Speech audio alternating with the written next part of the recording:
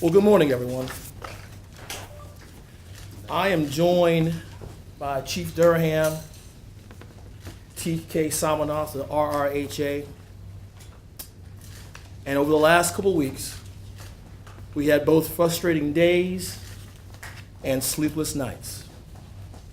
I want to begin by providing my condolences to the families of the victims over the last few weeks.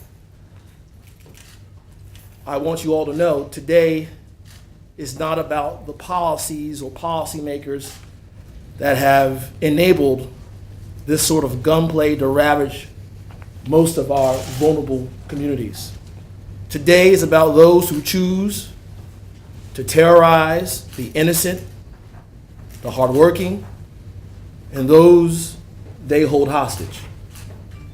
Those like 9-year-old Salai Coleman, who was an innocent bystander in the shooting this past weekend. Today, I want everyone to know that my heart sinks every time I receive a phone call from Chief Durham in the wee hours of the morning, because I know what that call means. Collectively, we stand with those residents, those children, who by no fault of their own live in a state of fear. Today, I want you to know about the additional steps we have taken together to stem the tide of gun violence in our city.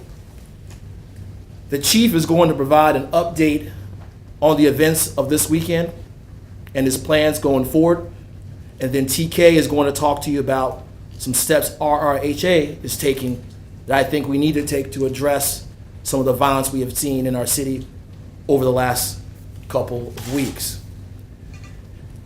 As you know, we also have been working with the Commonwealth Attorney's Office and Mike Herring on a crime summit, citywide crime summit that we'll be talking about over the next coming weeks. But it's clear that we need a new model of affordable housing in Richmond.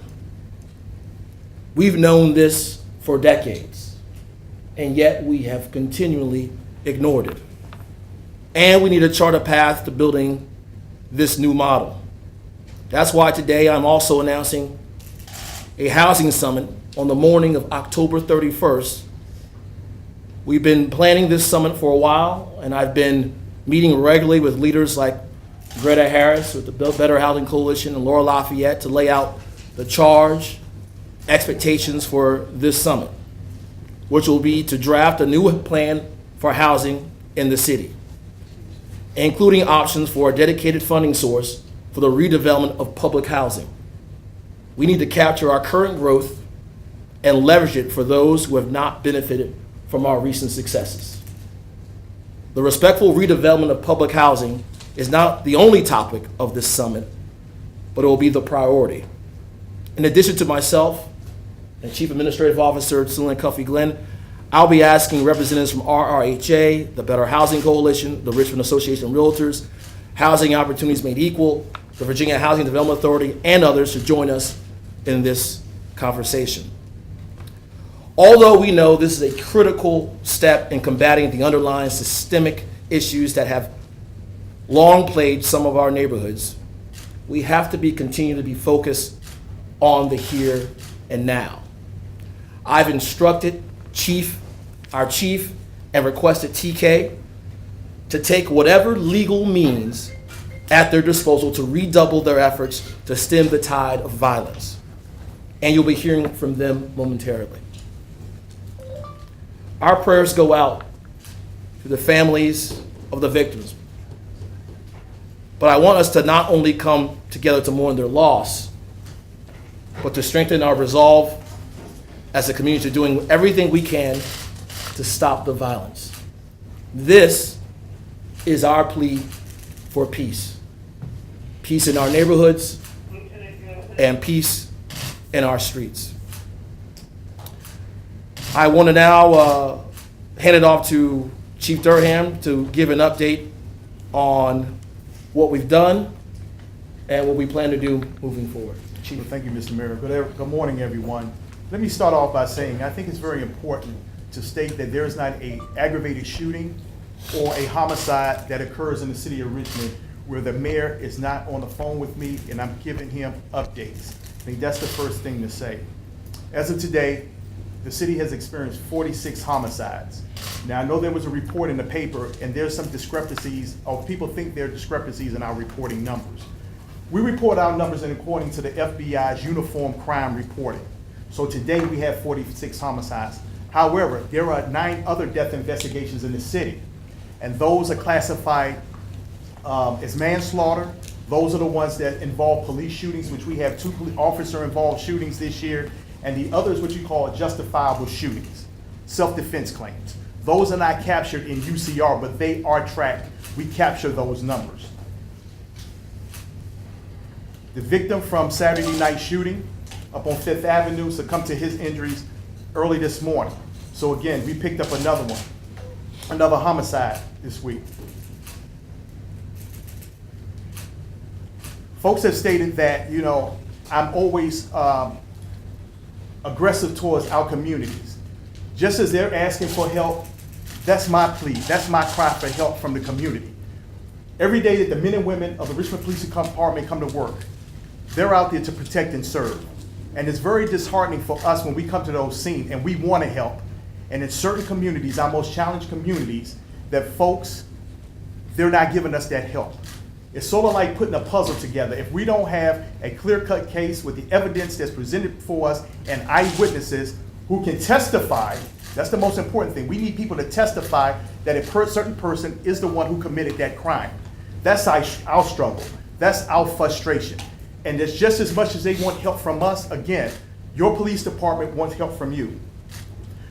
When we go back and look at the crimes of violence in our public housing communities, and that's what's driving the majority of our violent crime in the city, there are 4 public housing communities that we're struggling with. That's the Mosby Court community, the Creighton Court community, the Wickham Court community, and the Gilpin Court community. Those are our challenges. If you can recall, for the first 5 months of the year in Mosby Court, up until Special Agent Michael Death, we had challenges up there.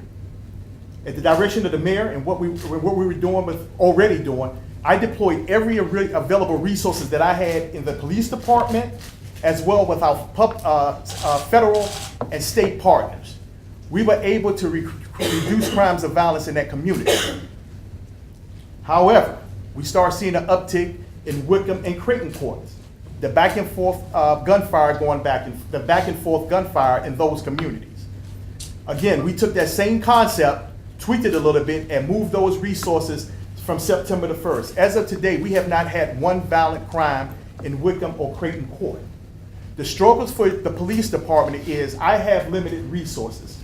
The feds and the states can only give me so many resources, and we're doing the very best we can. But that is a Band-Aid, a short-term approach to the underlying systemic issues of what's going on in our communities. We cannot do it alone. So am I frustrated? Yes, I am. Are my cops frustrated? Are the troops frustrated? Yes, they are. Our our violent crime detectives are working overtime, putting in countless, enormous number of hours to solve these murders. And the thing that's disheartening for them, when they go and visit those next of kin, the family members, and try to provide them updates, it hurts them that they can't provide the updates because we can't get information.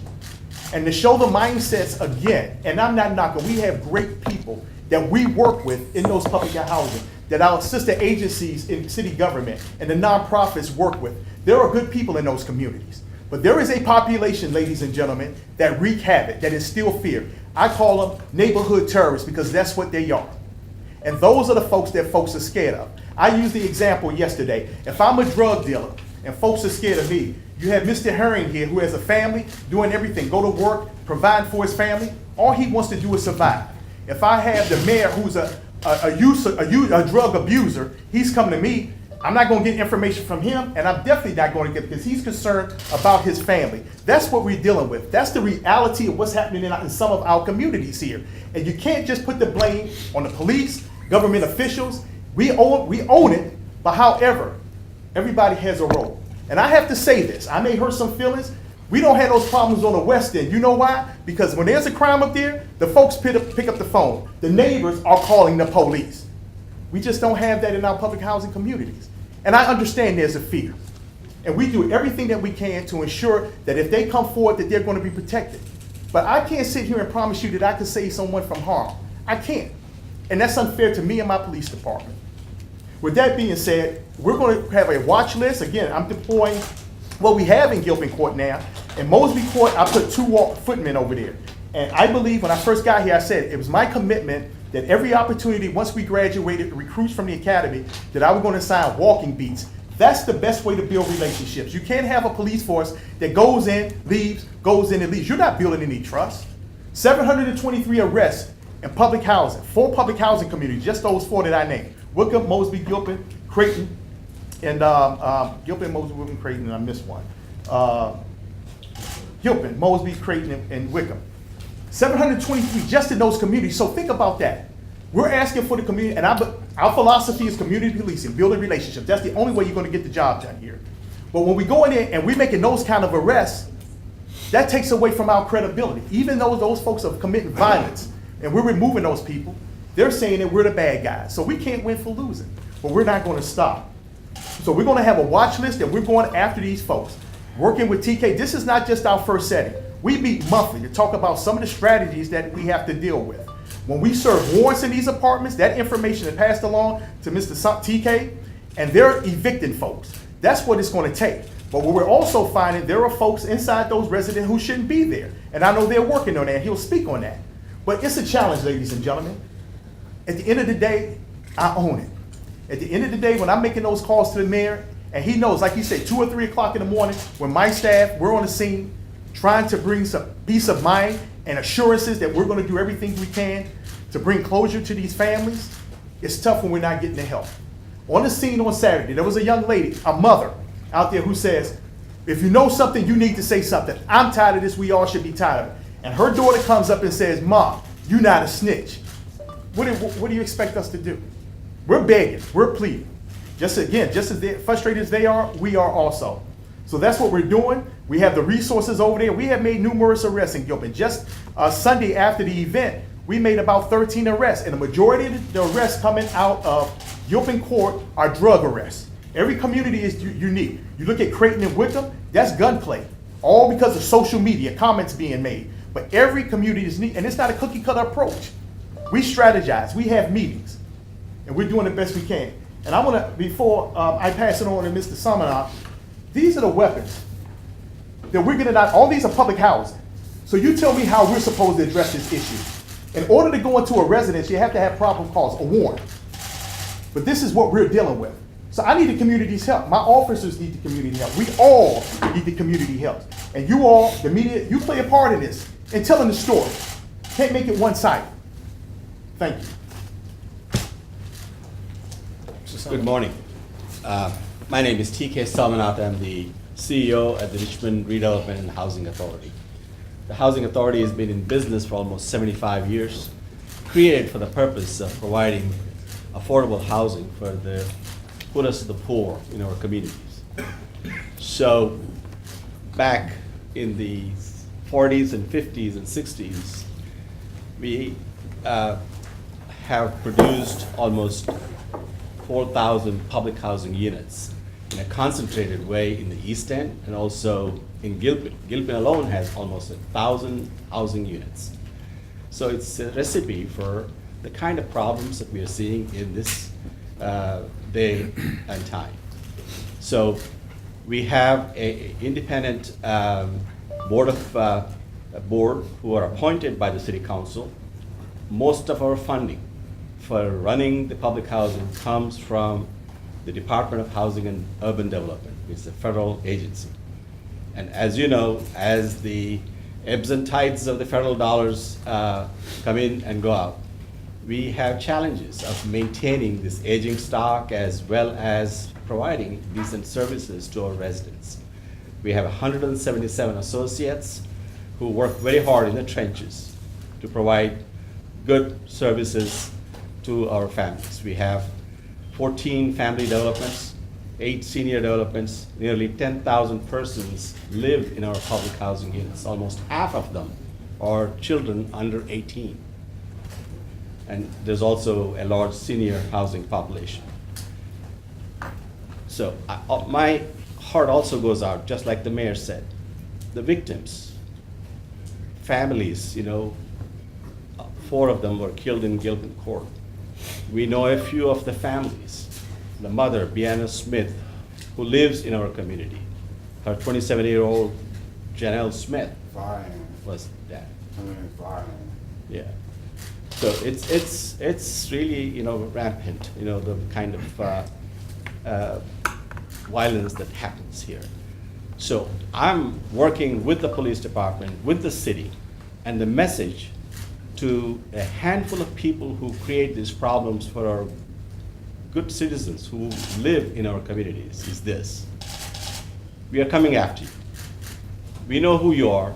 Most of the time, with the help of the police, we will start enforcing the lease. And if you're doing bad things in our communities and really kind of disrupting good families who live here, we will be taking action. And this is really a message. We'll aggressively pursue the lease enforcement action against the households who's engaged in the criminal, gun, drug, and gang-related activities. And we have taken some strategies here in the recent past 6 months working with the police. We are implementing improved lighting in all our major 6 developments. Dusk to dawn lighting, we have started with Mosby Court. It's costing us money from our capital funds, but I think this is important. So some of the work that has to be done kind of gets delayed, but hoping that our residents will have the patience. We have to put the safety as a priority. We are also installing, at the request of the police department, the cameras to really monitor what happens in our communities so that the police can have access to the video images throughout our communities. And also we are implementing next month, October 1, car registration decal programs in all our communities to help the management and law enforcement to know which cars rightfully belong on the property and allow for the removal of the improper and suspicious vehicles. Next, aggressively pursue lease enforcement, like I said, against the households identified in engaging in criminal, gun, drug, gang-related activities. I'm making a plea and a request to our residents. If you know something and hear something, there are lots of ways to really kind of provide that information. It's nothing about snitching. It's really about keeping your communities safe. Please come forward, and there are lots of channels through the police department's lines and the housing authority lines. Call us so that we can really take some action. And we are also, on a parallel track, working with a lot of our community partners, faith-based organizations, service providers to provide educational, social, employment opportunities for all age groups: seniors, adults, youth aged 6 and 18, and toddlers. So these are some of the immediate actions that we are taking. In the long term, we really need to be thinking, just like the mayor said, of transforming our large public housing communities. They have lived its life. And it's time for us to really provide choices for our residents to live in better neighborhoods, in mixed income communities. All of that will take a lot of resources, but I think the Housing Authority and the board is prepared to work with the mayor to really embark on this ambitious vision of transforming these communities. In fact, we have started in the East End with Creighton Court. I know it's taken a long time, but to gather millions and millions of dollars worth of resources and helping the residents to move to better places really takes a lot of planning and a lot of work in the trenches. So we are committed to kind of doing this on a long-term basis. We are making application to HUD for transforming the public housing subsidy platform to a housing voucher which really gives us a lot of flexibility. So there are a lot of things that are happening at the Housing Authority, and working with the city, with the Community Wealth Building Office and the Police Department, we are committed to really improve the quality of life for our residents. Mr. Herring. Thank you, Mr. Mayor. So I don't want to restate anything that either of these three gentlemen have said. And I also share the chief's frustration and anxiety. So when people are critical of Chief Durham because he, within the span of a week, is saying multiple times, we can be no more effective than the community allows us to be, the only reason they're not critical of me for saying the same thing is because the chief shows up at every crime scene in a way that I don't. But if I were there with the chief, make no mistake about it, I would be saying the same thing. We can't video every street in the city of Richmond. We can't beat confessions out of people. We can't force witnesses to come forward and testify. That is the sort of stuff that happens on TV. It doesn't happen in real life. And so the department's effectiveness is a direct function of the community's support of the effort. Fear is a constant, right? In other words, this isn't the first time Richmond has seen a prolonged spike of violent crime. We saw it in the 90s with the advent of crack. We saw it shortly after the change in the millennium. And it is not unique to Richmond. Many cities are dealing with the same problem. What is a little different for Richmond and some of the other cities, though, is guns are so prevalent that they are like accessories. So in the way that I or the chief or Mr. Samanon may put on a tie, there are some people who will strap on or tuck in a gun just like it's an accessory. Now, to everybody in this room, that is an instant non-starter. But there's a new generation of people who, for whatever reason, probably fueled by social media, think that's the way you ought to carry yourself out in public. Okay, and so you're thinking, well, if you know everybody's carrying weapons, why don't you seize the weapons? Well, the Constitution doesn't allow that. So the chief can't walk up onto a random person in a housing project, seize and search them without reasonable suspicion or probable cause. One, if he did it, the weapon, the prosecution would be frustrated. It could not go forward because it were unconstitutional. But two, think of the young people who see that interaction. They will then conclude that the chief is the enemy, that the police is the enemy, that they treat people in the housing communities, good and bad, unfairly. And so the mayor and the chief and I and his staff, many of them are here today, we talk about this all the time. We're going to be convened around a table this afternoon talking about it. But what the mayor has implored us to do is to consider two time horizons. There's the short-term time horizon that causes you all to be here today. Events like this weekend and last are the short-term time horizon. And in truth, the answer to that is deployment, right?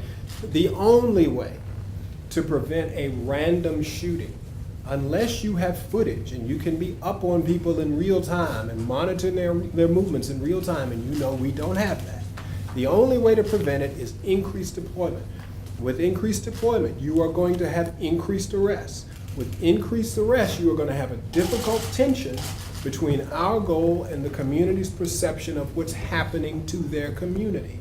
So there will be an erosion in the short term of confidence within the community because they're going to think that we are unfairly occupying and arresting people in those neighborhoods. But make no mistake about it, that is the solution on the short-term horizon. The mayor has been equally adamant that he wants a longer-term solution. You know we can't occupy a housing community long-term. You know the erosion of confidence would be disastrous long-term if we did that. The longer-term solution to this is going to focus on the root causes for the crime and the strategies, not just in Richmond, but in any city that has dealt with this. The strategy for bending that curve is always 3 to 5 years. And that's a tough pill for people to swallow. Deployment will bend the curve in the short term. Longer term, root cause based strategies will fix this in the long term. So we're asking for two things. We're still asking for cooperation and assistance, but in the broader context, we're asking for patience from the residents so that we have a long-term strategy. Chief, you wanted to add something? Yeah, I think it's important. What I forgot to add is you're going to give an update on the Fifth Street shooting on Saturday in Gilpin. I would tell you, and as it relates now in our investigation, that this was not a random act of violence. Those 3 victims inside of that home were targeted. On the Fifth Street, and here we go again, when we look at the nonsense, the senseless acts associated. There was a fight earlier on during the day between 2 teenagers. It was recorded on Facebook Live.